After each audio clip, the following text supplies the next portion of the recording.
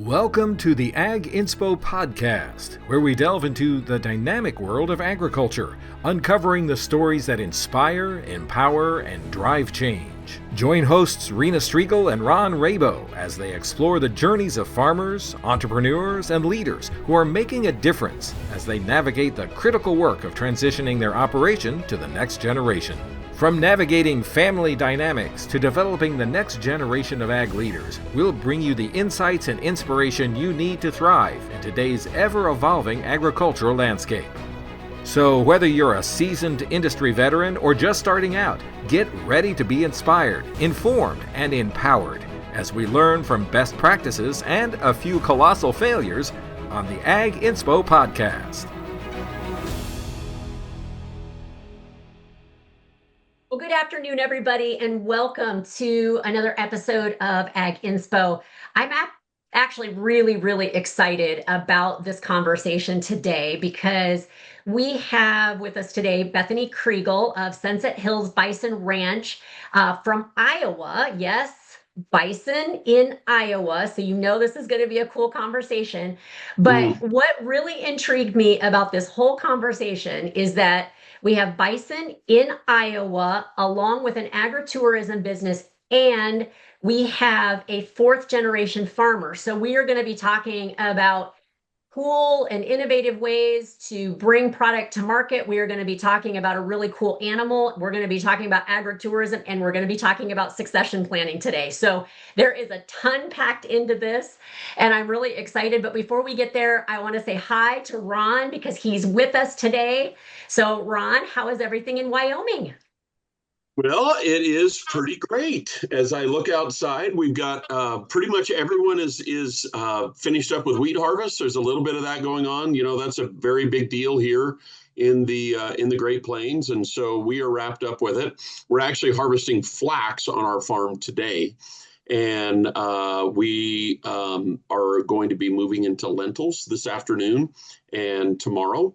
And so we kind of have a lot going on here. And then, of course, a lot of the, upkeep items and things like that we're doing. But it's really been it's been a beautiful summer. We got some rain last week, and that was a huge blessing to us.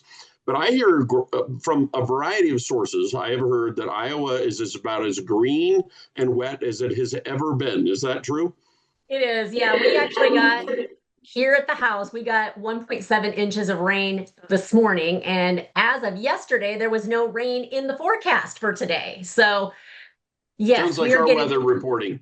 We always figure, we joke around on the farm, if they have a 10% or less chance of rain, it's going to rain. Yeah. But if it's 80 plus, there's no way it's going to rain. I was in a commodity marketing meeting this morning with a bunch of farmers from across Iowa, and they just asked the room, who in the room feels like they're too wet. And I think out of a whole room full, there may have been 2 or 3 that did not raise their hand, but everybody else said, yeah, we've got enough rain, and we actually feel like our yields may be starting to be a little bit impacted by the fact that we're too wet right now. So it's going to be interesting to see how this all shakes out and where we actually end up in terms of overall production this year. So it's going to be fun. It's always, you always think you can predict it, and then something happens that says, well, maybe wait a minute, let's wait for the rest of the story, right? Let's wait for the rest of the story. There's always the rest of the story. And in Wyoming, as far as wheat, we were completely droughted out until we got some rains in late May. And so it affected our test weight. Our protein is super high because when wheat gets stressed, then it shoots on protein. But the drought and then the super wet definitely affected the test weight. So they're lighter than they normally are. Yeah. So we'll see what happens to the Iowa corn. Yeah, well, let's see. Let's bring in Bethany. Bethany, I'm excited to hear what is going on at your ranch, and I can't wait to hear your story. So why don't you tell our listeners a little bit about yourself and your operation and just kind of your story, because I cannot wait to get into that. Yeah, no, well, thank you for having me. I'm really excited to be here.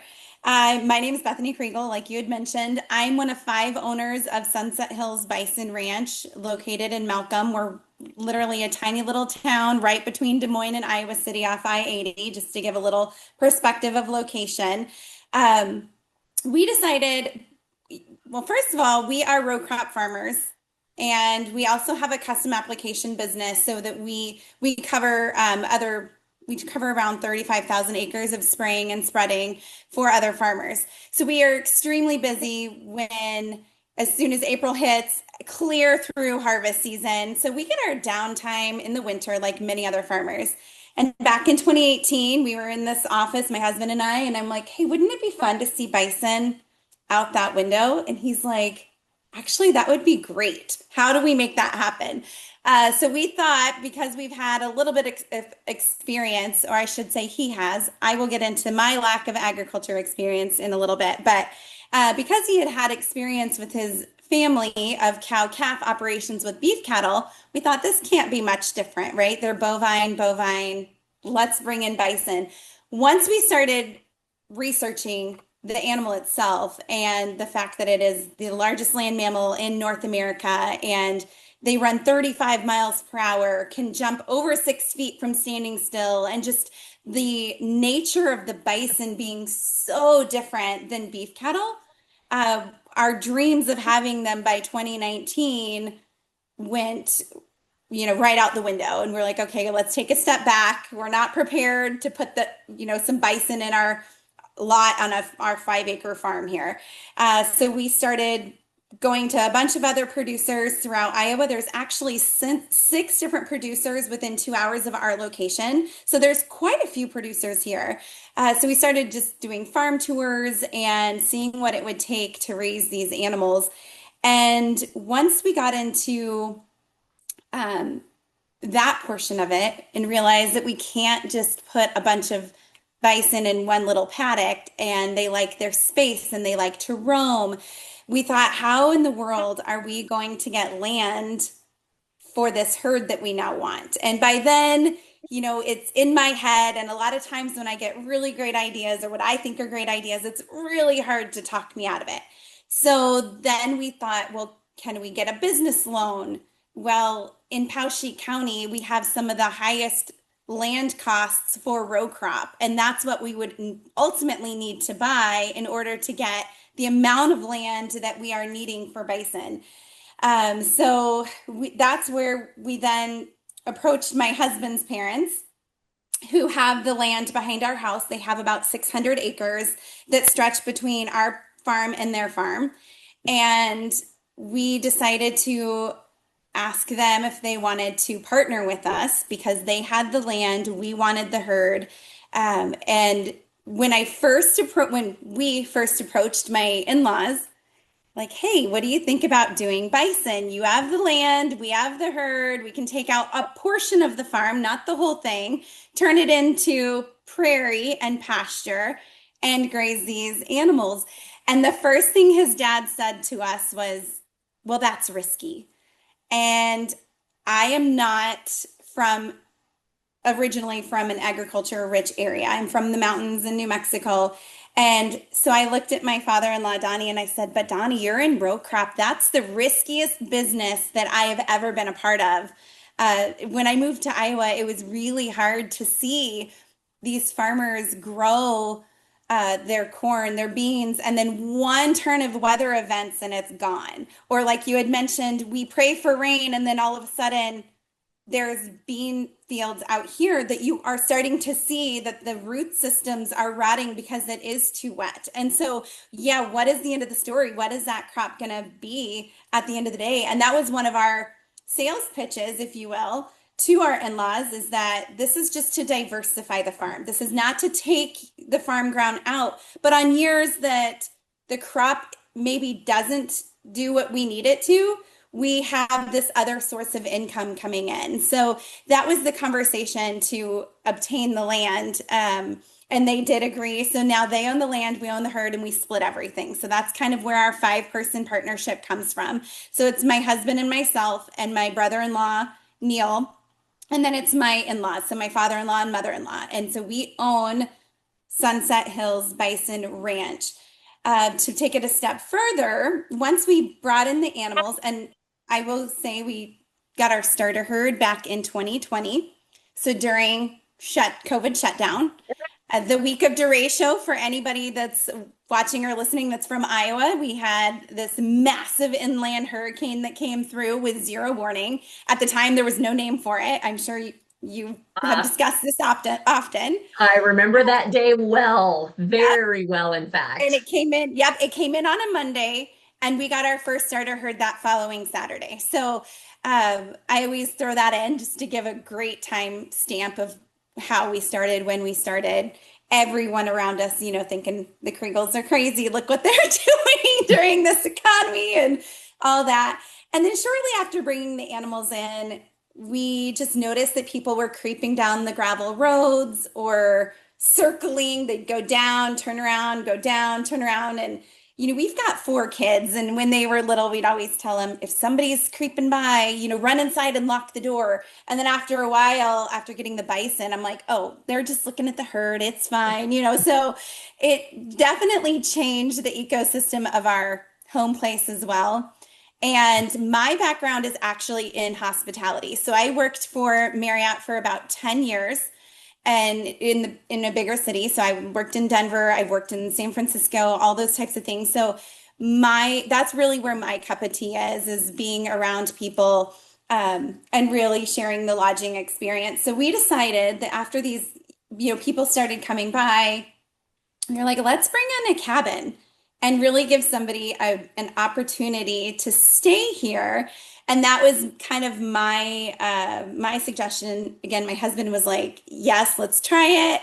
In-laws are like, what are you doing? How are you bringing people? Who would want to stay in Malcolm, Iowa? I got that a lot. Who would want to stay? Well, in reality, there's so many people that want the experience of being in rural America. Our number one thing that we always get told is the stars at night and the fire pit are the 2 things that people love most. Of course, the bison are a huge draw, but just getting out and connecting with the slower pace of rural Iowa or rural America is really what people are after right now. So then after we brought in our cabin for a couple years, and it was doing well. Again, my husband and I were like, hey, what about glamping? And then that's when our in-laws were like, okay, you can do the glamping on your own. We're out. We don't want any part of that. That's like way risky for anybody here in Iowa is like, oh, glamping. But we kind of knew that with the draw of the bison and the cabin, and now offering these covered wagons where you can be in a cabin that's 9 feet tall on the inside with a king bed, bunk beds, heat, AC, Keurig coffee maker, but then open your door and see the national mammal just grazing out on the hillside. Setting up the experience is really what we were after, and just a way to keep incorporating the tourism, the agriculture. This agritourism obviously is a huge catchphrase that's now catching on everywhere. I do believe Iowa is very set up to be number 1 for agritourism. I believe, and you can correct me if I'm wrong, but I believe Iowa is number 1 in corn and soybeans. And is it hogs? That they're also number 1 in hog production. And it makes sense that they become number 1 in agritourism and offering spaces for people to really start connecting more to the farms again. Okay, so I want to pause because that's a lot. And of course, my little questioning mind wants to go all the way back to the bison purchases. Okay, I want to go all the way back because, I think bison just in and of itself is just unique, right? So you might, I immediately go, well, I would know where to buy an Angus cow. I would know where to go buy that. But all of a sudden now you're wanting to buy an animal that typically is wild, right? It is, in some places it's very, the genetics are very protected by, the Native American population here. So how did you go about earning the trust to be able to get a herd of bison from wherever they started to Iowa to the 2 people who know nothing about raising that animal? So tell us that story of acquisition of your herd. Yeah, so much of what you just said is super important. In fact, so farmers in general make up 0.01% of the American population. Bison farmers make up 0.0001% of the American population. So to say that our animals are unique and we are a small part of agriculture, meeting a bison rancher is also a unique and very small part of agriculture. So that being said, we are such a small, tight-knit community that once you start getting into bison, you will find very quickly that bison producers just want more bison producers. So the history of bison, at one point, the experts agree that there was anywhere from 40 to 60 million head of bison, which is a huge gap. But either way, it's millions and millions of bison that used to roam. Those bison were killed down to less than 300 animals total. And that is a number that experts can agree on. We were less than 300 animals away from being extinct. Wow. And there were people way back in the 1800s that were seeing this happening. And there were vital people that were starting to capture their own buffalo to start the restoration phase on their own farms because they watched the ecosystem of the bison just dramatically drop. Some of that, or I will say a lot of that, was because our government provided guns and ammunition to Europeans coming across on the railroad and allowing them to shoot as many buffalo as they could possibly shoot. A fun fact about buffalo is they do not scatter at the sound of gunshots. So it is, when you know that fact and then you know history where people were just shooting them for fun, you can understand why they were an easy target. And then, of course, the Native Americans also had access to guns and ammunition by this time as well. So it made the hunting of them a little bit easier. So there was just a lot of things that were going against the bison in the 1800s. One thing that went well for them is that Theodore Roosevelt had seen a bison out in nature and he was like, we have to do something. The story is he saw one and he's like, we have to restore this. This is by 1893, there were so few out on the prairie. It was remarkable to see them. So in 1894, he actually signed a law into order saying that we can no longer kill bison. So everything that you said is correct. However, the group is so tight knit, and our main goal is to get that national herd number up. So we are sitting at about 400,000 to 500,000 head of bison here in the United States. And as a national level, I think they are really wanting to get closer to that million head of animals. When you compare that to beef cattle, sitting at 45 million head of beef cattle here in the United States, we definitely don't want to get to that extreme because we do want our animals to continue to graze along large swaths of land if possible. There are some people that do feedlot style with bison, and that works great for their business plan. But I think as a whole, even the feedlot bison producers, our main goal is just to get more bison producers. So when you start connecting with the other farms and doing the farm tours, and the very first farm that we went to was in Fredericksburg, Iowa. And we walked in and she had all of her financials laid out. Oh, wow. And again, we are row crop farmers and we know that we like to hold our cards super close and we want to know what our neighbors holding, but we're not willing to show them what we're holding. It's just the nature of the competitiveness between our industry. With bison, it's not that way. So she had all of her financials laid out and she's like, what do you want to know? Profit, loss, how long it took me to make money, my worst years, my best years.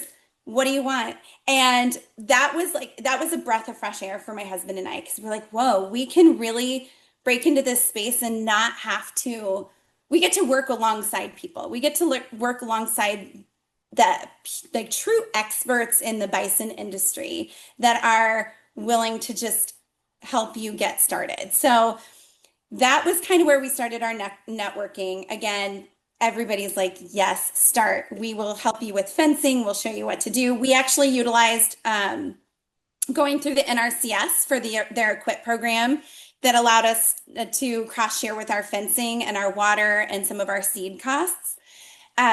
With that conversation, it was a little bit different because you walk into somewhere that's been doing equip programs for a long time, you say, hey, I want to do bison. And it's like crickets because, again, we are very unique. Well, we have very few animals in the United States. So it takes a lot of asking, getting no's, asking again, getting no's, asking to ask to somebody else until you finally are either confident in the fact that that no is a true no, or you find somebody who's got the right idea that's like, yes, we can make this work with bison. So every little step of getting our bison ranch going here was a little bit difficult because initially it's like bison, well, we don't know what to do with that. Yeah. Again, same with the glamping, like even getting our bankers online with glamping, you have to have all that.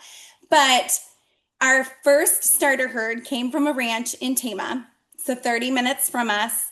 And we bought 9 yearlings and a 20-year-old cow privately from him. The 20-year-old cow was just there to keep the toddlers in line, as we were Yeah. told.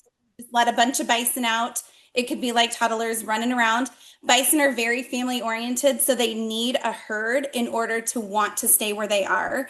There's no amount of fencing that is built that could really, truly keep an entire herd in if they don't want to be there. So herd size is very important.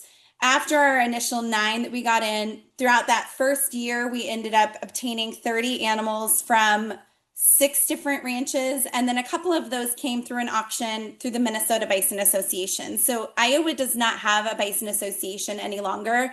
They used to years and years ago, but Minnesota's Bison Association is a really strong association that's more of a regional association. I think there's 19 states that are involved in that. The Minnesotans love that name, so that's not going to ever change, but it is more of a regional association, and they have a great live auction where the bison actually run through the auction ring and you load up at the end of the day and do exactly what you would do with beef. There are a couple other places that do auctions as well, but like you had mentioned, the genetics are very important. We, as a country, are not allowed to sell live bison into Canada, but we can buy live bison from Canada because the United States allowed crossbreeding between bison and beef to create the beefalo back in the 70s and 80s. And the idea behind that is people wanted the massive size and look of a bison with the temperament of a beef cattle. So, but as an industry, we do not support that because you kind of create a mule type situation. And it's just there because there's only 500,000 head of bison, 400 to 500. We feel like we don't need to deplete the gene pool with beef cattle DNA. So, knowing your growers, knowing your farmers is vitally important when you are working on the genetic side of things. Now, we've also met another bison producer here in Iowa that says, if it looks like a bison, I buy it. And genetics don't really mean a whole heck of a lot to him, but his process is to put everything into bison sticks. So it's not as important to him to have that. But for us, there's several producers over in South Dakota, over near Custer State Park that we know and trust and really like. And then we've actually sold our calves off to other producers that know that how we raise our animals, what our genetics are like. And the next phase of our farm is kind of moving more into the genetic side of things versus just getting our starter herd, getting our herd healthy, getting the babies on the ground. We've now kind of moved into doing a little bit more of the genetics and really maximizing on the calves that we're getting. Because again, with the low numbers, the supply for bison is very, very low and the demand is extremely high. So we've seen this trend over the last 10 years that for a while, the National Bison was lobbying to get new bison customers, people to try bison, give a chance on bison. We're at the point now where we can't successfully bring on really brand new big bison customers. We are trying to keep up with the demand of our current customers. Yeah. So all in I all, can imagine. I yeah, can it comes, imagine. yeah. We in our family eat almost exclusively bison meat. Oh, good. We love you. Yeah. And That's we a Rena like fact that I did not know. well, that's because you've never come to the farm and had steaks with us. You would know right away. But I'll be darned. we really started converting to, kind of like a more wild beef sources like deer, things like that. And buffalo was one of the things and bison was one of the things that we introduced, and we all just loved it. And so now, still to this day, if you eat meat with us, you're probably eating bison or Well, deer. and bison's a great option. Well, deer is too, but bison is a great option because it's the rich red meat flavor that we love so much from beef, but it is by nature about 97% lean in a ground form. So they have a fat cap.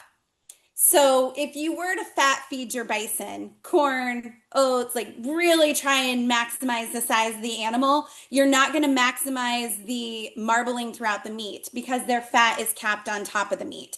So when you have a ribeye New York strip, you actually do not have a strip of that marbling throughout it. So it is extremely lean. We have people that have been told to get off of red meat and switch and start taking an iron supplement or incorporate meats like bison that have the red meat flavor with the high iron. Yeah. So, Yeah. I want Huh. to I want to go back because I think, that it's just fun to talk about this because again, it is something that it's an animal that everyone knows but doesn't really know anything about. So I love that there is not only the history that you are aware of, but just also just the, that value add that raising them provides. I want to go back to just one thing because I mean, this is, you hit on something that Ron has written about in his articles. He speaks about across the country is the need for agriculture in the United States to start collaborating and cooperating instead of competing. And so, the fact that you experienced that right out of the gate with a woman who, two things about your story were really cool. One, she was willing to share, but also that she had her numbers and knew her numbers cold and was able to point out exactly what she was doing to produce the results she was sharing. I find that super fascinating because you don't always find that in smaller operations. They're sometimes a little bit more disorganized in the way that they approach financial management. So I love that she was able and ready for you to come in and talk business. I love that. And the fact that she was so cooperative and that you're finding that across the whole industry is that people are willing to share best practices, cooperate with each other, share and and sincerely lift everybody up. I think that's fascinating. And I am sure, Ron, you like keyed in on that right away, since that is a message that you promote really heavily in everything that you're doing. It's one of the things that really we're really missing the boat in the ag industry because we are just, it's Bethany. It's like you said that your neighbors, we as producers and our neighbors are so worried about competing with each other, we forget the fact that if we work together, we can actually accomplish more. And we'll all be happier as a result of that instead of, having this headbutting all the time that goes on. So speak to that a little bit if you can, to kind of expand on what Rena's talks about here is that when you got in the room where someone was willing to share information with you and collaborate with you, what has been your experience since that time? Have you just kind of learned that that's the way that the bison industry works? That everyone is kind of willing to be that way, or was this an exception? And if so, how have you kind of navigated that? Yeah, that's a great question. So when I first met with Martha, it was eye-opening to say the least, because like I had mentioned, it was like, wow, are we really allowed to see this stuff? Speaking with other bison producers, for instance, the guy that's up in Tama at Driesman's Buffalo Ranch, he's one that we reached out to very early on, and he's been vital in getting us up and running. But he was really part of the bison industry. I think he's been raising them for like 40 years. So he has seen a time where the bison industry was extremely cutthroat and very competitive because he talks about a time back in the 80s where he had a restaurant that wanted bison meat. Well, then if another bison producer hears about that restaurant, then they'll go in and try and undercut his prices. And so it's interesting that this is a topic because we actually hosted the Minnesota Bison Association annual conference here in Iowa this last March. And that was one thing that some of the older generation bison producers mentioned is that and I don't really want to say that us younger producers kind of got the ball rolling on that, but they are seeing that there is a huge shift within their small industry that they don't have to be competitive. And they do make it is a lot easier if you work together. So we've had multiple people ask if we would ship bison meat. And we have kind of dug into it a little bit, but we kind of got to the point where we thought, you know what, we don't have to. There is an incredible farm in South Dakota that does shipping like a well-oiled machine far better than I ever could. And I don't have any problem saying, you know what, I love that you want to buy my bison meat, but this place does it really well. Like, call them, go on their website. They will take care of you. And in turn, we get that a lot too. So if I can't sell, say my bison hot dogs aren't moving, but my friend in Waverly, his hot dogs have moved and he needs more, I don't have any issue sending mine to him and he'll sell those that way. Or on the flip side, if he can't fulfill an order and I can, he doesn't have any problem sending me that big customer. And by doing this, for one, that big customer is not going to go anywhere else. Like we supply a place in Ankeny that first they go through the guy in Waverly. And then when he's out, he's like, hey, call Beth over in Malcolm, see what she's got. I then can fill that order until they sell me out of meat. And then I call Tom and I'm like, hey, Tom, they need ribeyes and I'm out. And can I come up and get your ribeyes? And like that. But I can confidently say after a meeting the hundreds of producers that I have met over the last few years, it is a shift that that's making its way into that field. And again, it's all about, to me, I don't want to reinvent the wheel. I have no problem calling people who are experts in the industry and asking questions. And then I have no problem getting that, answering the same calls. So there's this reciprocity. It's the reciprocity, right? It isn't just like one person being willing to play nicely with others. There's a trust factor there amongst all of you that if you send me a customer, I'm going to send them back. Yeah. And there is a reciprocity and trust that we can help each other without needing to disparage or to somehow try to eliminate someone else. And I think that is amazing. And it probably speaks a little bit to just the people that are getting into this particular business, as well as the fact that there is an expectation of that as also, I would think. Yeah. Well, and even so, our farm store, we sell direct to consumer at our little retail store here on our property. And we had a challenge with, we do have 4 kids, so we're in sports, we're in this, we're in that. So our challenge was, how tied down to the farm do we want to be in order to sell our bison meat out of our retail store here? Well, my husband and I just we don't want to sacrifice our family for our business needs. So I was scrolling on Facebook, like I'm sure everybody spent a little too much time looking at reels. Well, one popped up and it was from a farm in Utah. and right outside of Zion National Park. And he has a fully self-service farm store where you go up to the door, you text a phone number, they send you a code to unlock it. You go in and you self-pay meat, jams, jellies, everything. And I saw that I, Bethany. You have no idea how many people I sent that reel to. yeah. We need to have him as So a you know guest what on I the did? podcast. No, That's I true. paused it. Absolutely. No, so I paused his reel and zoomed in, and there's a number that says if you need to talk to a human, call this.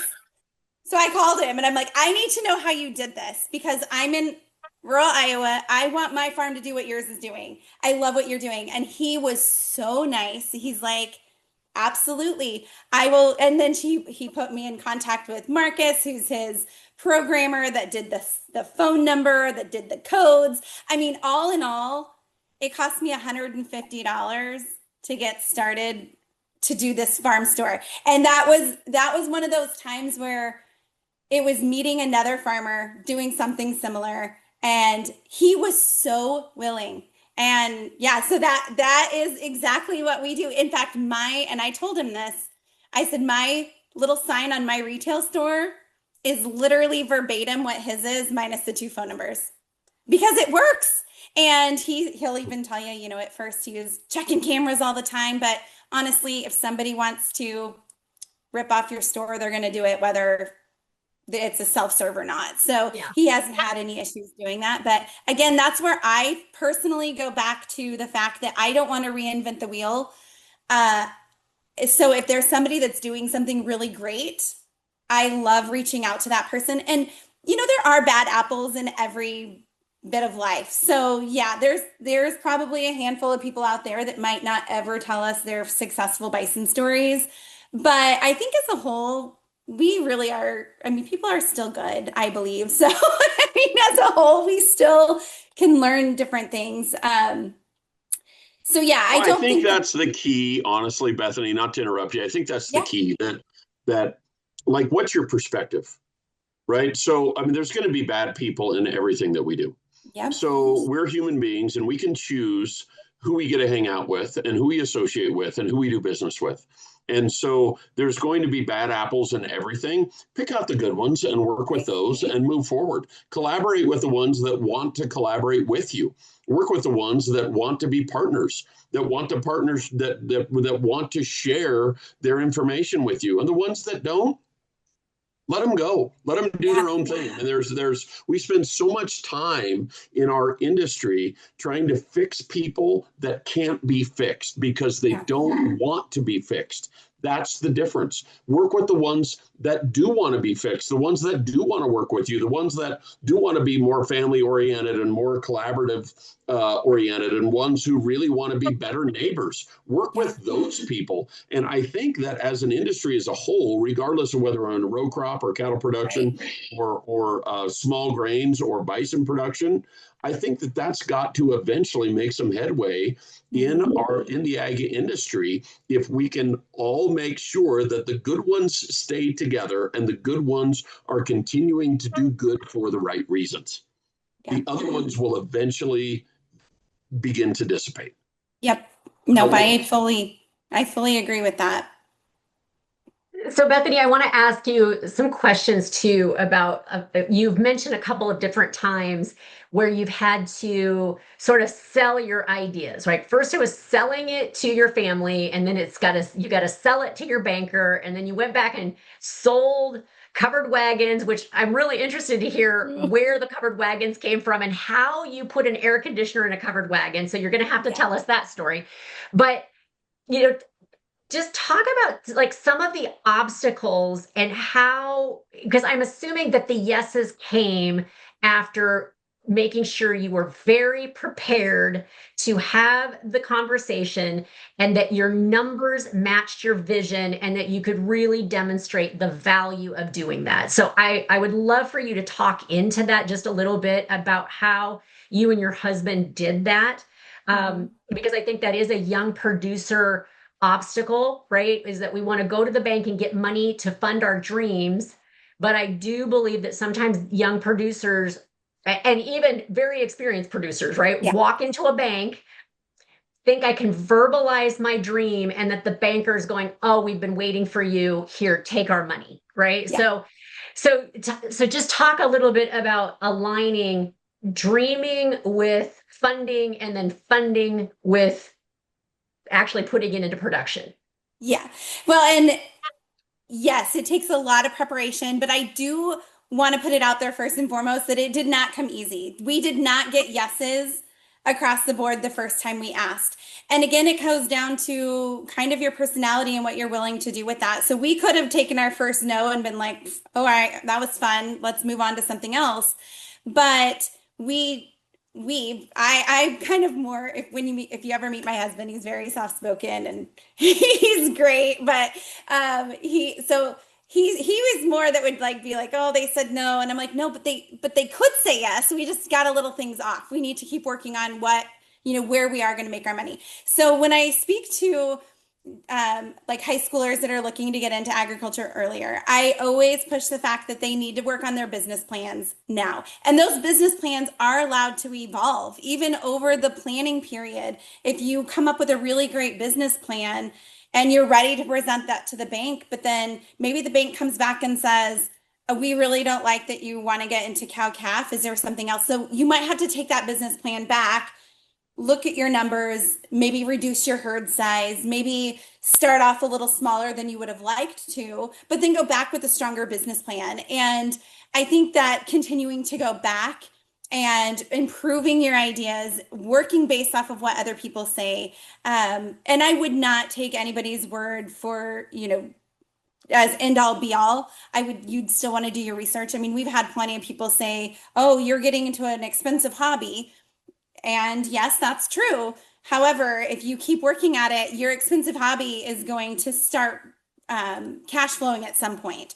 So in our situation, our expensive hobby was bringing on the bison. They are very expensive for the first few years before they're starting to calve, and then you can sell those calves off. There's a lot of upfront cost with that, which is the handling facilities, because they are different than beef cattle. You can't just go in and say, oh, I want this cow-calf pair, so come with me. You really have, it's very strategic on how you can separate the animals. But we did early on see that kind of what our business plan was lacking first and foremost was going to be that initial profit back. Because every bank wants to know, how are we going to get our money? How are you going to fund this? If say none of your bison breed back this year, where is this money going to come from? And that's kind of where we decided. So the bison diversified the row crop so we're not putting all of our hopes in just the row crop. And then the lodging diversified the farm a little bit more so that if the crops fail and the bison fail, we still have people staying here pretty regularly, even throughout the winter, because with or without the bison, people are traveling. They're going to travel. They're getting more away from hotels and more into short-term rentals. So that was another area of revenue that we were like, hey, we need to find other sources of revenue. But then on top of that, we didn't give up our day jobs. We didn't say we're going to go all in on bison and let's forget about our crop services. We had to go into this with agreeing that we weren't going to change any of our other finances. We weren't going to go ask the bank for money and then do renovations on our whole house while trying to figure out the bison situation. So I think that's a huge part of making sure you have a solid business plan, making sure that when you go to the banks or when you start talking to advisors about this and they say, oh, we don't really like this, ask them why. What is it about this bison plan that you don't love? Or whatever your plan is, what do you not love about my dream and my vision? And they will tell you. And I will say that our banker with the bison, that was a conversation we had. It was just like, oh, we don't know the risk analysis. And that's what we said. Like, where's the risk? You tell us what the risk is, and we will go back to the drawing board and try to eliminate that. And a lot of in our situation, the risk was bison. Bison is its own risk. As you've mentioned, they are non-domesticated. They are very athletic. They can get very temperamental. I mean, I think every year in Yellowstone, it's the tourist testing season because every year people get too close to the animal. In our case, bison is the risk. And then you also get people that don't really know how to finance for bison. And again, it's going back to the people that are already in the industry and saying, hey, who do you bank with? Who do you bank with that allows you to take another little loan out when things aren't great and for your bison, and then connecting those dots as well. Nice. That answer your question. I can. So Bethany, I want to talk to you a little bit about, like, I'm really curious about your, I've got a couple of questions, but I'm first and foremost curious about your working facilities, right? So I'm very familiar, having grown up on a cattle ranch, about cattle working facilities, but I'm also familiar enough to understand that that is what we call a no worky here. Like, it's not a workable plan to have cattle facilities for bison, because they are, like, surprisingly athletic. And so talk to us about what those look like. Where do you find that stuff? How do you separate things, or how do you separate those animals out? And how do you work with an animal that is so completely unique that you really, at the end of the day, don't really have any control over them? Yep. So first of all, if you ask 10 different bison producers about their fencing recommendations, you're going to get 10 different answers. It's always going to come down to what's best for your land, how the layout of your land, those types of things. So fencing is very frustrating for a first-time bison producer because you don't know where to go, because everybody's got their own opinion. Everybody says theirs works better than everything else. So fencing is a challenge, and I do highly recommend people kind of do their own research about the type of fencing that would work well for their farm. And I hated that answer as a new producer. I wanted somebody to say, here's what you get, here's the link to buy it, here's the company to install it. And that's just not how the fencing system works. As far as the handling facility, you really kind of use a lot of the same equipment that you do with beef cattle. However, the way you set it up is, because the bison are so herd bound, their instinct is to stay with the herd. And so to get them separated off, in our case, we have them up in one little lot throughout the winter. So during the winter months, our farm looks like a feedlot. It's the only water we keep broken up for them. But we hay them out in the front lot. And by spring, they want to take our alleyway that goes to the spring and summer lots. That's where they're out at right now. It's 3 16-acre paddocks that they graze on.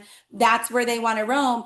And so come early spring, they're waiting at the gates wanting to get to their spring pasture. So the way ours works is you open the gates for the alley because they're ready. And a lot of with bison, you really have to do things based on the herd. So when we move bison from one pasture to the other, we simply do it when we know that they're ready and when it's good for them. And they're so smart that when, like, my husband, I think, is moving the herd today. And yesterday and the day before, we had tours here. And every time we got close to the gate, they kind of knew that it's time to move. So they would come right up to the gate. So they know when they need a fresh pasture as well. So moving a herd of bison isn't hard. You open the gate. They want the fresh grass just as much as you want to give it to them. But the handling part of it, so you open our gate, they want to go to the back pasture. So then we capture them in the alley. And the trick with bison is you want to keep cutting them down in little groups until they are in that single file line, to then go through the little alleyways that are connected to the head chute.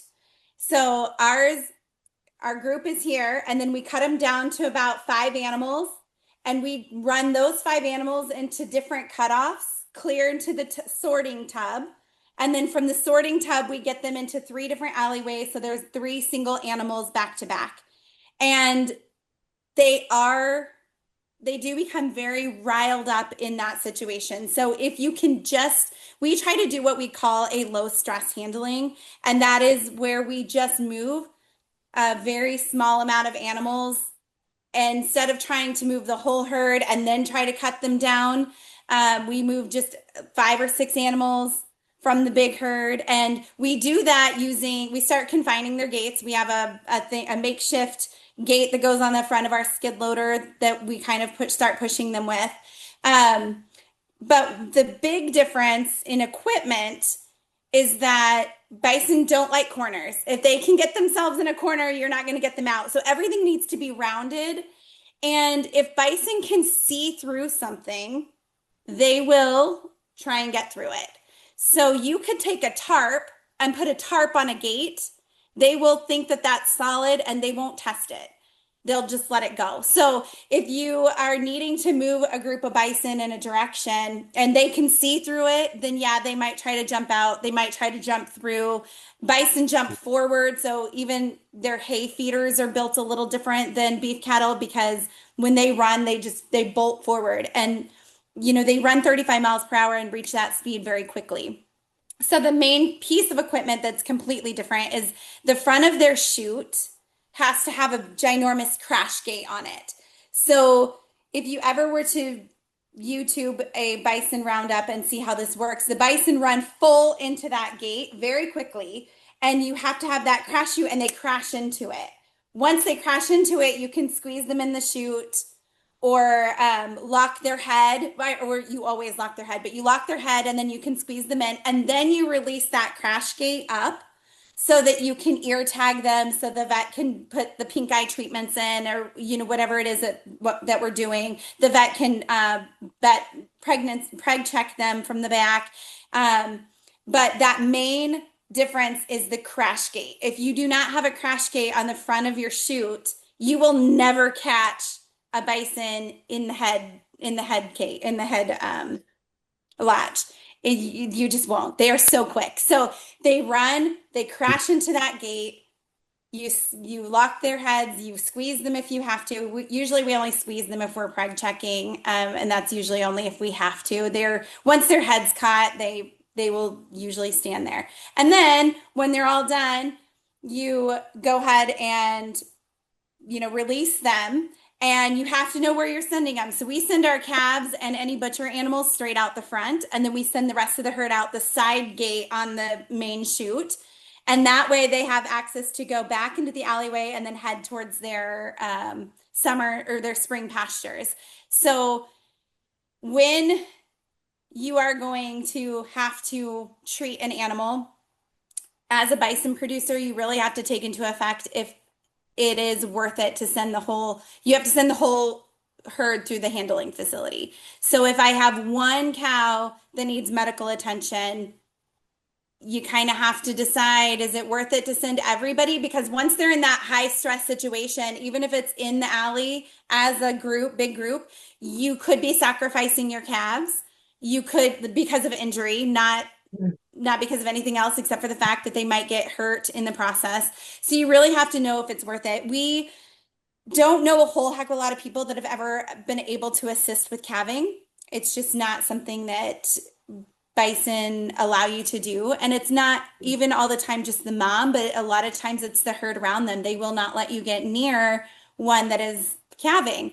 So if you have one that goes into distress, chances are you're going to lose the calf and possibly the cow as well. We actually had a cow. She was a first-time heifer. Her calf, she couldn't get it out, and it had died kind of on its way out. So it was pretty gruesome. But the herd wouldn't let us get, this cow's name was Jenny. I don't name cows anymore, just throwing it out there. I used to, because again, I didn't come from the agriculture world, so I named everything, but I don't anymore. But anyway, Jenny had, her calf was deceased and still inside of her. Well, the herd wouldn't separate themselves from Jenny for about 3 days until the herd decides that herd mate is not going to make it. They will stay around. So they decided to go ahead and separate themselves from Jenny. And when they did that, we were able to take a side by side and push Jenny. Well, she was still walking, which is that just shows the incredible nature of a bison, right? So she's had a deceased calf in her for 3 days, halfway sticking out of her, and she was still able to walk. So she walked through all 3 16-acre paddocks And then we got her into a little tiny pen up by our house. And we had our vet come out who works a lot with beef cattle. And she gave Jenny a shot of sedation, and Jenny didn't go down. So then our vet gave her another one, and she still didn't go down. And so our vet looked at my husband and said, I'm going to give her one more dose, but I don't know what's going to happen. She might not come out of this, but at this point, she's not going to survive anyway because of the infection and whatnot. So, my husband said, yep, go ahead. And so she gave her a full third dose, and Jenny finally went down, but not calmly. They still had to tie her horns and legs to do what they needed to do to get this calf and whatnot. And then we left her in this little pen for about a week. And this is the gross part, but we did leave her calf with her just so when she woke up, she could figure out what happened. And then after about a week, we opened her gates and she went back to the herd, and the herd was perfectly fine. And she made it. Now, Wow. In fairness, we did end up using her as a butcher animal because we didn't want her to go through that twice. And the second time when we did have to round her up later that year, she was wild. So she was always a pretty easy handler, but she remembered that trauma and she was wild. So, yes, working bison, completely different mentality. Now we do run our herd with about six to eight people is what we use to do the handling part of it. I don't love that part of it. I'm not going to lie. It makes me nervous. I get nervous for myself. I get nervous for everybody around, but I still have to stand out there and write down the tag numbers and if they're pregnant or not. So that's my only job. But it is a lot different than if you if you have pink eye go through your herd. It's 50-50 whether or not you want to run them all through the handling facility to give them a shot, or if you want to just let it take its course. So that would have to make, culling the animals for meat production extremely difficult, Right. Given that they don't, every time you run them through a chute, it creates some sort of herd Panic. memory, right? Herd memory of what you were doing. And so talk just a little bit about how you actually, take these animals and actually get them to market and your farm store. Yeah. So you're right. Their memory is incredible. You can usually trick bison once and then they're onto you. They know what you're doing. So we are kind of in a gray area with bison meat. Bison meat does not have to be USDA inspected, but it does have to go through a USDA inspected locker in order to get a third party labeling so that you can sell it as a retail item. Otherwise, if you go through a mom and pop locker that doesn't do the USDA, then you're going to get that big bold not for sale label on the meat. So we are in a gray area. As bison producers, we want to stay in that gray area because we do not want to be just lumped in with beef cattle because they're both bovine. I believe if you were to field harvest a beef cow, the inspector wants it shot and in the trailer within 3 minutes. We can't do that with bison because they need their mourning period. If you shoot the bison for field harvest, that herd has to come by and mourn the loss, and then they have to disconnect. And that's safer for the herd. It's safer for the producers. And that process only takes about I think at most it's taken us maybe 5 minutes. It's not a long process, but it doesn't fit within the cattle process of how bovine need to be USDA inspected. So that is a huge difference. We do field harvest. Our locker is 2 miles from our property, and they are USDA certified, inspected, all of that. So we do field harvest when we take our bison there. If we are taking our bison live to the Elma locker, we always take at least 2. If you were to put 1 bison in a trailer, chances of them stressing out their meat to a point where it's not edible any longer is very, very high because they are so herd bound.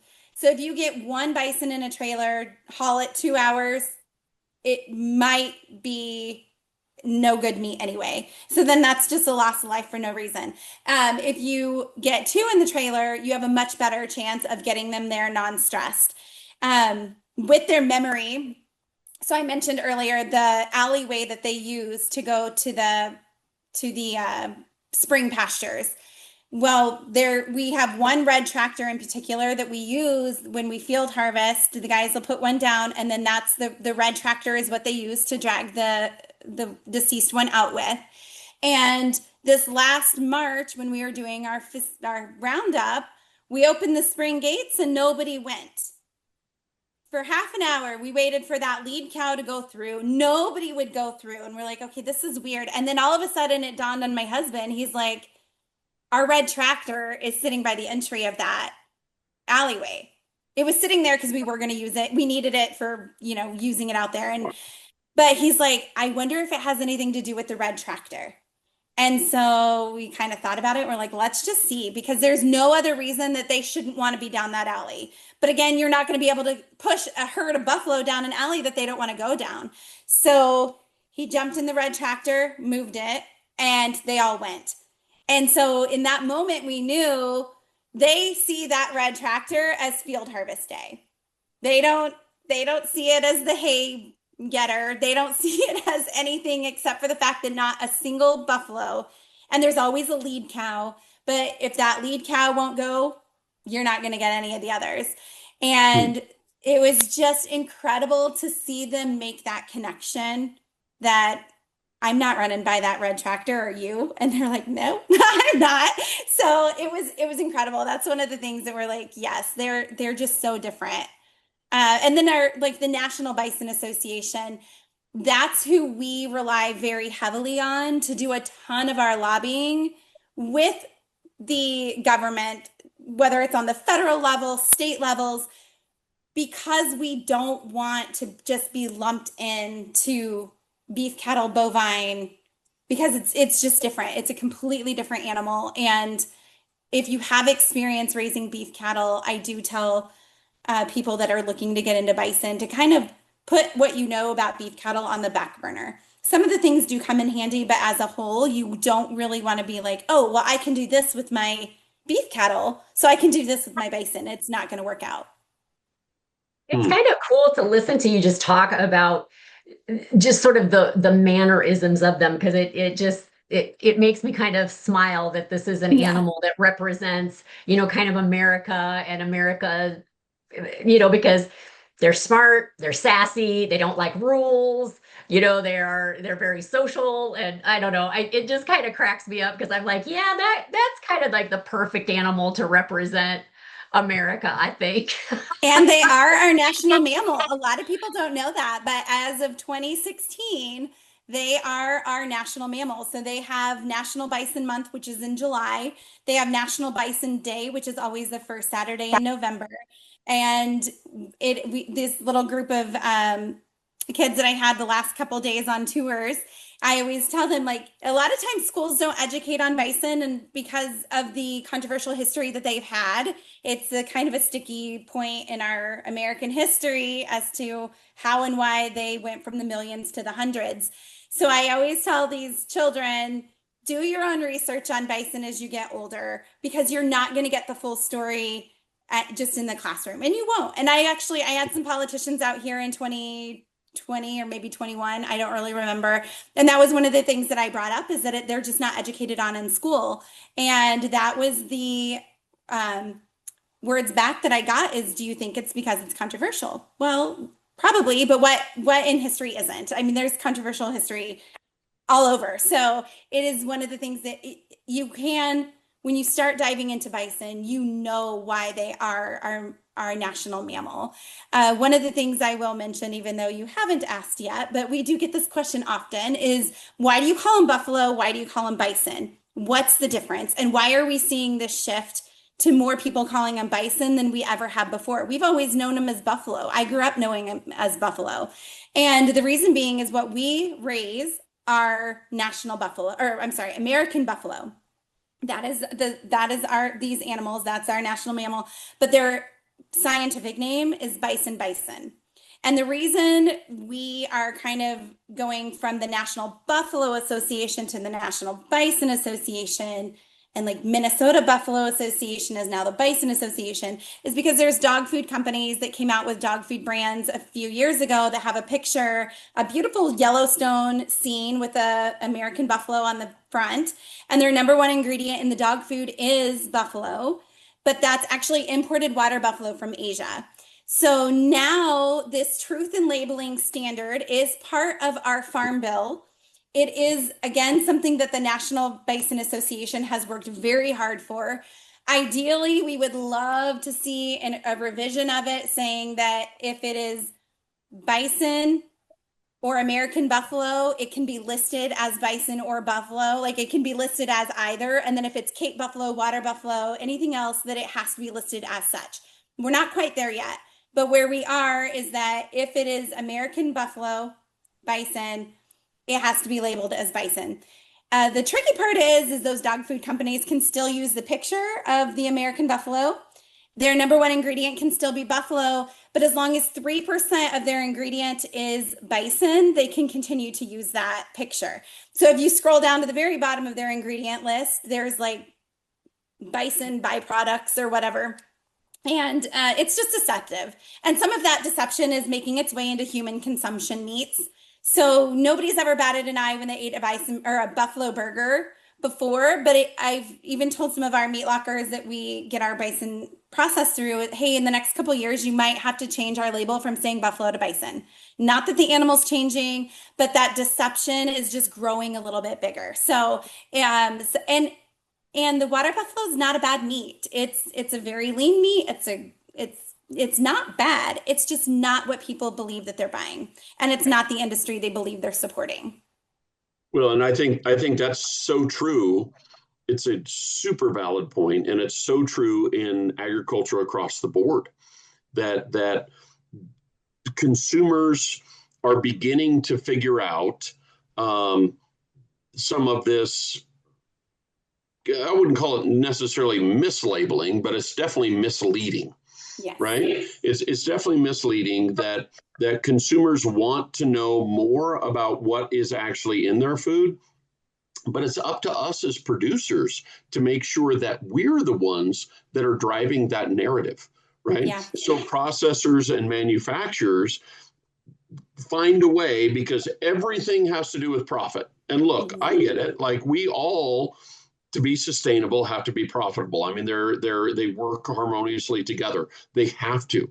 But not every last thing on this planet has to boil down to profitability.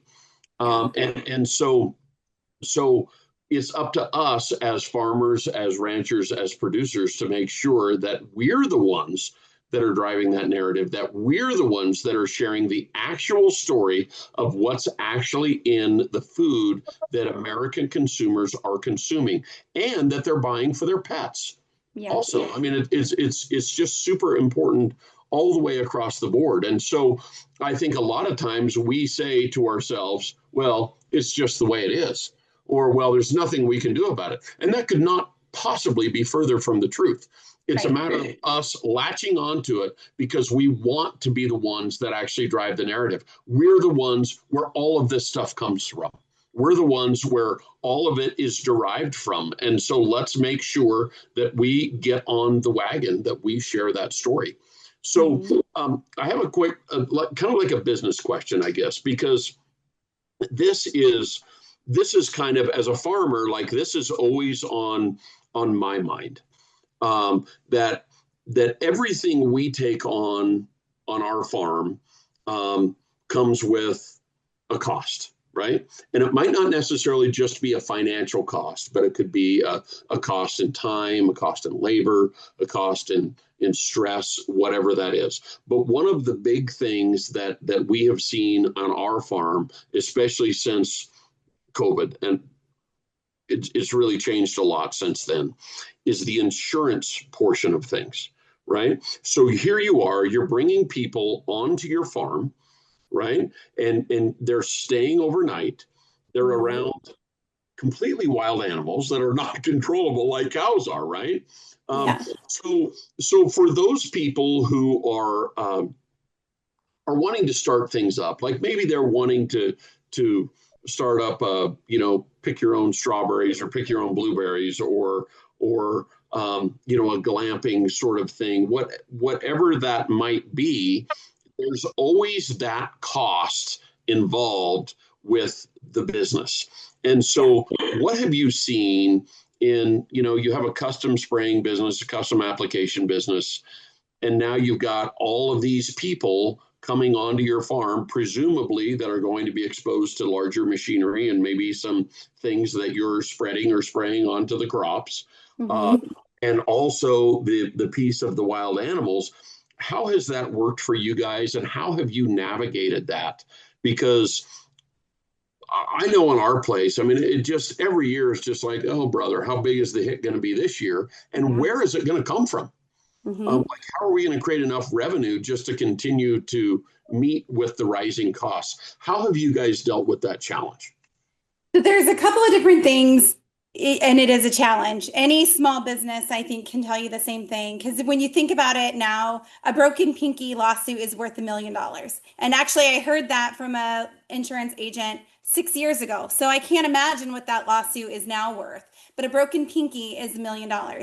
So we have to be protected in a way. And I love talking about this, especially to the older generation farmers who have lived their lives with a handshake. Everything's been done with a handshake, and we trust this person and we trust that person. Well, unfortunately, we've moved into an era where that doesn't work any longer. So you really do have to be protected on the insurance level. So I couldn't sit here and confidently tell you everything that's pieced together with our insurance, but I can tell you that we do have to have insurance for each one of our lodging facilities, because if somebody trips out to the front door, that could be a lawsuit. I mean, there's so many different areas of that. And then we do have to have liability insurance for the land that the bison are on. Then we have to have insurance for the land right outside that is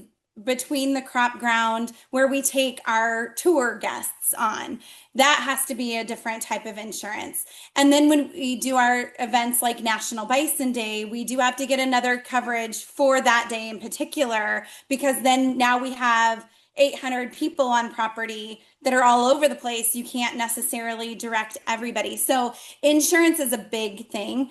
I would highly recommend you having an insurance agent that you fully trust, and one that is willing to tell you, hey, I don't know how to do this, so let's figure it out. And again, it might not be your local insurance agent. It might not be the buddy that you've gone through forever to get the insurance done with. And it might not even be the same insurance agent that has all the different coverages that you might need if you were looking to get into an agritourism business. On the flip side of that, our state in particular is very agritourism friendly. So there is a sign that I have listed on the side of my building. You'll find it at every pumpkin farm you visit in Iowa that basically says you are on a working farm. Animals are, if basically you are here at your own risk. Now, will that stop you from getting a lawsuit? No, but it could slow the process. And then we go even further than that. We have taken some really great courses for young farmers throughout the years. And one of the things that I am super passionate about, and if we had my friend Tom from Tama on the line, he'd be like, yeah, she drives me crazy with this. But we have everything set up in different LLCs. So our cabin is in one. Our wagons are in another. Our farm grounds in one. Our bison herds in another. We have another rental house that's in a separate one. Our house is in a trust, and all these things, and our bison meat is in another. So, I mean, we have more LLCs than I can wrap my head around, but we strategically set it up that way so that if somebody does trip walking out of the cabin, then most likely what they're going to be able to come after is the cabin. They're not going to be able to come after the rest of my farm. They're not going to be able, and Can I 100% say they can't come after it? No, they could, but it's the paperwork is so hard. The red tape is going to be a lot more difficult. And same if they're on a tour and say they, or even if they just say if somebody just comes and jumps in with the bison and gets hurt. In reality, they can sue me for that. Mhm. Even though they're not invited, they're not staying at the farm, they have no business being here. But there have been crazier lawsuits out there Oh where yeah. they win. So all of our stuff is so, and like our crop services, we our sprayers in one, our spreaders in another. Like everything is so chopped up as far as in different LLCs. And some of the LLCs, a lot of them aren't here in Iowa. Like we try to make it, and this is all part of asset protection, right? Like you're just trying to protect all of the things that you have on your farm. And when you do start inviting the public to your private spaces, it's definitely a conversation that you want to have. And it's a serious one. So when we got into this with my in-laws and we're like, we're going to need an LLC. Well, they didn't at the time, they didn't have any of their crop ground in an LLC.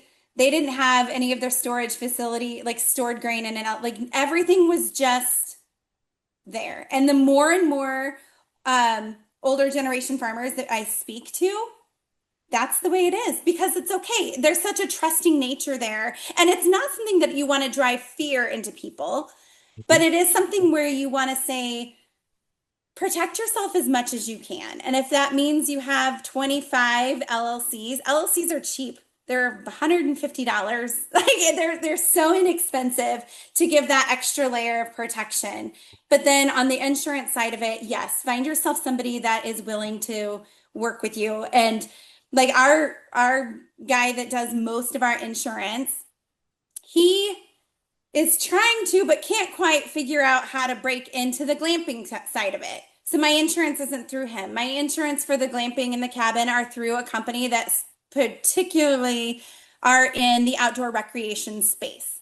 Um, these things are not something that are necessarily taught. It does take a little bit of work to figure out which ones are going to be the best fit for you, but I would make sure that you're not fully, like there's no area that you can think of that would be fully unprotected because that's the area that people are going to find, Yeah. especially if you get into these, there's people out there that that's what they do. They find areas and they sue, and that's very unfortunate.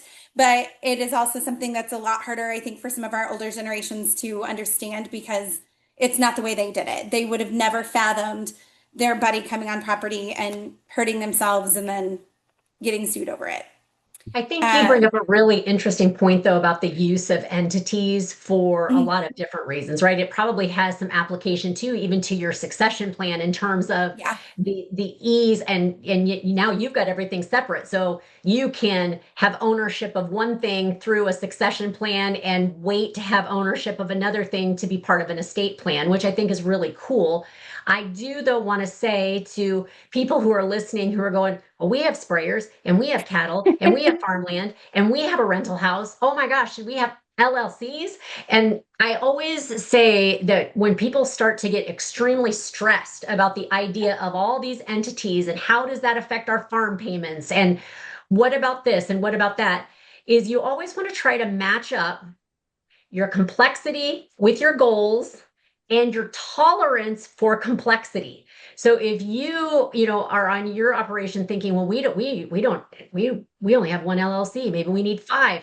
You've really got to balance it all out because not everyone yeah, needs that, right? And not yes, everyone can handle it because if you don't operate your LLCs or your S corps or your C corps the way they're supposed to be operated, you actually don't have any liability protection anyway. yeah, Exactly. Someone will be Right. able to yes, pierce that because they will just say, well, you are not truly separating your sprayer from your cabin. So therefore, we can pierce all of that. So I do want to throw that in there just as a word of caution to people who might be getting overly anxious about the need to go out and create a lot of complexity is that you've Yeah. really got to balance all of that. And, in terms Yeah. of the farm payment situation, the big beautiful bill just changed a whole bunch of things in terms of farm payments too. And we're actually going to have a guest on here in the next couple of weeks that's actually going to talk about the big beautiful bill and some of the things that came forward out of that is really opening up a lot of opportunity, not only for, the use of entities, but also some really cool things for young producers. Yeah. So again, that succession planning conversation got supported in the big beautiful bill, which is great. So, but thank you for sharing kind of how you view risk, complexity, liability, and the fact that probably there will be a crazy one out there that will Yeah. think that going to try to jump on a buffalo might be a great idea, right? Yeah. You may have that story to tell at some point. Right. No, And I I may think the have already had overall, it and just didn't yeah. know. Well, the overarching message, I think, really is it's great to dream, it's great to plan, it's great to put everything together, but it all requires a massive amount of thought. Mm-hmm. And so, whatever you choose to undertake, just make sure you do it very purposefully and very thoughtfully and very carefully, while still holding on to that dream and Yes. still working toward where you want to go. So Yeah. Bethany, I think this has been such a fascinating conversation, and we absolutely are going to follow up with you in the next year or so, because wherever you are today, I have no doubt there'll be some new things to talk about, because I think you've got a little bit of a visionary mind as far as how you can put different things together to create a cohesive story. And we will, of course, have all of your contact information located in the show notes for people who are like, well, I want to get in those covered wagons. I got to get out there and Yeah. see this. We will make Mm-hmm. sure to make it super easy for people to find you. But as we wrap up today, you've shared a lot of just your thought processes. You've shared kind of your personality and your tenacity in terms of getting an idea brought into this world, and obviously making it very palatable for bankers to back. But if you were to summarize, some of the things that you've learned, tell us one thing that you would tell someone who says, gosh, I really want to get into some new diversified opportunity on our farm. Give us one thing you would tell people to do, and give us one thing you would tell people absolutely not to do. So give us Yeah. your one thing and your one not to thing. My first thing would be meet with people doing it. Meet with the ones that are, if it's a flower farm, go meet with the people that are at the flower farm. And if you can't get a meeting with them, then pay to experience their farm. Go ahead and go to the you pick flowers that they're offering, and just kind of pick up some of these tidbits along the way. If it's a rental house that you're wanting to do for vacation rental, go stay at vacation rentals and say, ooh, if I had this, this is what I would change.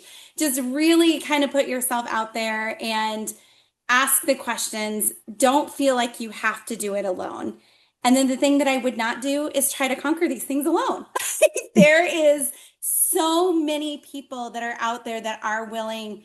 And I would say, even to those young farmers, those young ranchers, the millennials on down, now we're seeing our Gen Zers coming up and taking some of these positions and wanting to get their foot in the door. And I would say there are so many people out there that are still more on the willingness to help you get started, even if it's with advice or a phone call, or going as far as laying out your financials and saying, here, what do you want to know? Just don't be afraid and to go out there and speak to people. Don't do it alone. And if you get your nose, keep going. And I know you guys hit on it too. If you run into the bad apples, don't take offense to it. Offense will eat you alive. Just move on and chalk it up to they had a bad day, or they really don't like being in the bison industry. Like, just chalk it up to oh well, move on, and you will find that there's more people out there willing to help. And I think especially in this agriculture space as a whole, we aren't wanting our farms to go to big corporate farms. We are wanting them to stay within, even if it's not the families, but stay within the scope of the small farmers. Like that's something I think as a whole, that is the goal, and that's something we want to do. And I do understand that there is a need for these younger generations to come up and take over those things. I know the butcher, the local lockers are facing kind of the same issues as some of the owners are aging out and they don't have the workforce coming up. So I always try to encourage our younger kids that come out here, like, we want you, we need you, we as in current agriculture workers need more agriculture workers that are wanting to come up. And whether you're into gaming, like a lot of our younger Gen Zers are, well, that'll be fantastic for this whole drone business that is just exploding right now. That's where they're going to shine. So it's just making sure as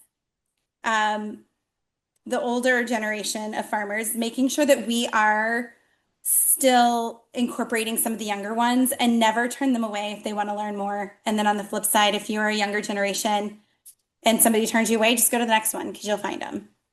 That's awesome advice. That's awesome advice. Well, thank you so much for joining us. Thank you for sharing your story, for being so candid about what you've gone through to get from point A to point Z. And now we'll probably do Z 2.0, I am sure. Yeah. So it's going to be really exciting. But thank you for sharing your story. We can't wait to get the updates.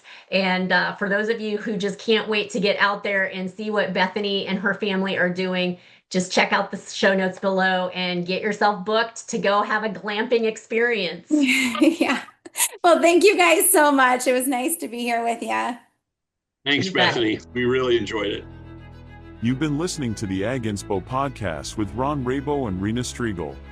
Find Ag Inspo on Transition Point Business Advisors or Farm Journal's YouTube channels, as well as anywhere you find your favorite podcasts. For more information about today's guest or the resources referenced today, please see the show notes listed below. Join us next time when we will meet another inspirational leader who has taken those small steps to bring about really big change.